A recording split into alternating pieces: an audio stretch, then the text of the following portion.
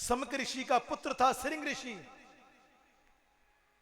जब उसको पता लगा कि मेरे पिता के गले में एक राजा मरा हुआ सांप डाल गया है, तो वो जल में स्नान कर रहा था। उसी समय अपने हाथ में जल लिया, संकल्प लिया और श्राप दे दिया कि जिसने मेरे पिता के गले में ये मरा हुआ सांप डाला है, जिसने मेरे पिता का अपमान किया है, आज से 7वें दिन उसकी मृत्यु हो जाएगी। श्राप दे दिया। और ये कहता हुआ अपने पिता के पास आया। पिता की समाधि खुली। जब पिता को मालूम हुआ, अरे पुत्र तूने ये क्या कर डाला, अरे पुत्र तूने ये क्या कर डाला। एक धर्मात्मा पुत्र को, एक धर्मात्मा महात्मा को, एक धर्मात्मा राजा को तूने बिना सोचे विचारे, तूने कोई विचार नहीं किया और तूने ये श्राप दे दिया। तूने एक बार भी नहीं सोचा कि ऐसे धर्मात्माओं से ही हमारा ये संसार है, ऐसे धर्मात्माओं से ही हम संत ब्राह्मणों की रक्षा होती है, ऐसे संत राजाओं के जरिए ही हमारा उद्धार आदर सम्मान है। हे पुत्र तूने एक बार नहीं सोचा। समक ऋषि जी बड़े सोच में पड़ गए।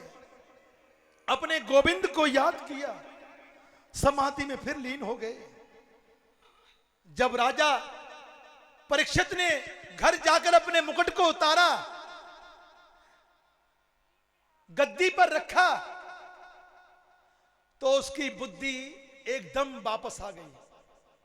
ओ हो, ये क्या हो गया, आज मेरे हाथों से अनर्थ क्या हो गया कि मैं ये क्या कराया। मेरे पूर्वजों ने, मेरे दादे परदादाओं ने कभी संतों का अपमान नहीं किया, कभी ब्राह्मणों का अपमान नहीं किया।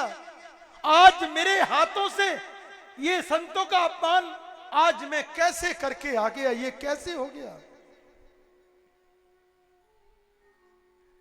इसका क्या उपाय करूं। उसी समय उसको संदेशा मिल गया कि महाराज समक ऋषि के पुत्र ने, सिरिंग ऋषि ने आपको श्राप दिया है कि आज से 7वें दिन तक्षक साप आपको डसने के लिए आएगा और आपकी मौत हो जाएगी। जब मौत की बात सुनी राजा परीक्षित ने खुश हो गया। और आज कोई कह देना कि तू कल मरने वाला है तो 100 गाली उसको हम निकालते हैं। सत्य है मरना, सत्य है मरना। मैं संसार में आया हूं तो मैंने मरना है। मौत किसी का इंतजार नहीं करती है, चाहे वो बच्चा है, चाहे वो जवान है, चाहे वो बूढ़ा है, चाहे वो नई नई शादी हुई है। मौत किसी का इंतजार नहीं करती है। जब काल आता है तो वो कुछ भी नहीं देखता है। सब दवाएं फेल हो जाती हैं, डॉक्टर भी फेल हो जाते हैं, ज्ञानियों के विचार भी फेल हो जाते हैं। लेकिन जब तुम्हारी मौत बड़ी है, तुम्हारी बदी है, तुम्हारी आयु अभी है, तो डॉक्टर की एक सुई भी तुम्हारा काम कर जाती है। राजा परीक्षित ने कहा कि भाई धन्य है कि मुझे 7 दिन मिले हैं, मुझे 7 दिन मिले हैं। उसने उपाय अपने कुल गुरु से पूछा, ब्राह्मणों से पूछना आरंभ किया, संतों से पूछना आरंभ किया कि भाई मुझे 7 दिन मिले हैं। देखो सूत जी महाराज क्या कह रहे हैं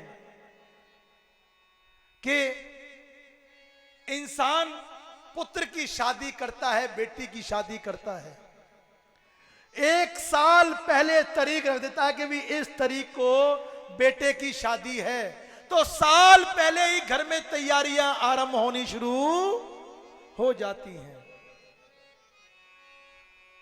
पुत्र की शादी के लिए वो साल भर तैयारी करता है, लेकिन मौत की तैयारी के लिए वो तैयारी कोई नहीं करता है। मौत तुझसे क्या चाहती है कि हरि का नाम ले। मौत तुझसे चाहती है कि गोविंद का नाम ले।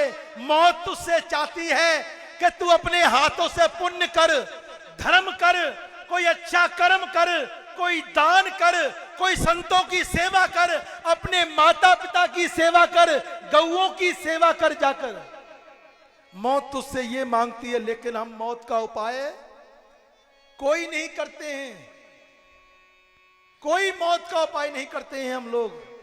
जब आंख में पड़ेगा जाला और नाक से बहेगा नाला, जय हो। जब लाठी से पड़ेगा पाला जरा जिंदगानी में, करते रहोगे वस्त्रों में मलमूत्र त्याग, जय हो। पड़े पड़े थूकते रहोगे पीक दानी में, जय हो। ताकत न रहेगी जब भजन क्या करोगे तब, भजन तो भैया बस होते है जवानी में। कि जगत में कोई न परमानेंट, जगत में कोई न परमानेंट, जगत में कोई न परमानेंट,